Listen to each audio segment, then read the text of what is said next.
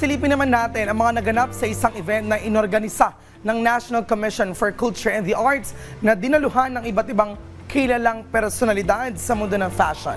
Let's all watch this. Tunay na hindi kumukupas ang talento ng Pinoy pagdating sa fashion. Ang ilan sa kanila ay tinitingala hindi lang dito sa Pilipinas, kundi maging sa ibang bansa.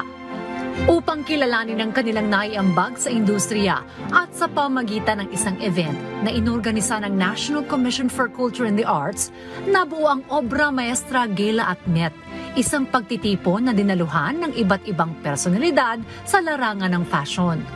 Panauhing pandangal sa nasabing pagtitipon si Senator Cynthia Villar na nagbigay ng mensahe sa mga naging ambag ng mga batikang designers. Isa sa main event nito ay ang pag-unveil ng Obra Maestra Coffee Table Book na may kinalaman sa fashion, heritage at historical content ng Pilipinas. Yung Coffee Table Book, there is portion of historical content on prehistory of the country. Kasi sabi nila, wala daw tayong prehistory, no? That's not true. So marami tayong research materials to prove that we were actually a major trading hub during prehistory. At the same time, pinasok ko yung inspiration ng pre-colonial, Spanish, and American dun sa aming photo essay because I want to relate the new designs to the old ideas. Nagkaroon din ng awarding ceremony sa naturang event. Ito ang Obra Maestra Awards for Excellence. Binigyang parangal ang mga natatanging designers na malaki ang naging ambag sa industriya ng fashion. Isa sa mga nabigyan ng parangal ang tinaguriang living icon na si Oscar Peralta. Sa loob ng 6 na dekada bilang designer, nagawa niya na ang iba't ibang disenyo ng kasuotan at marami na din siyang naging parangal.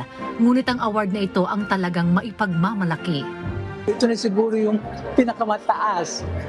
Lahat sila makukusay naman matataas yung mga natanggap ko previously.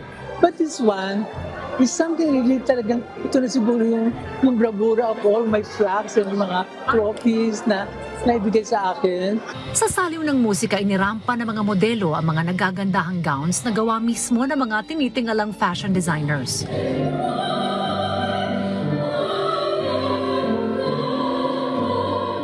Sa huling bahagi ng gala, mismong ang inyong lingkod ang nakasaksi kung bakit sila pinapalakpakan sa loob at labas ng bansa sa pamagitan ng aking pagsuot at pagrampa sa Obra Maestra ng tinaguriang living icon ng Pilipinas na si Oscar Peralta.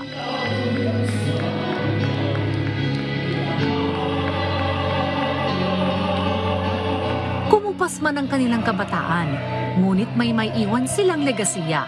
Ang gumawa ng mga disenyong tatak Pinoy.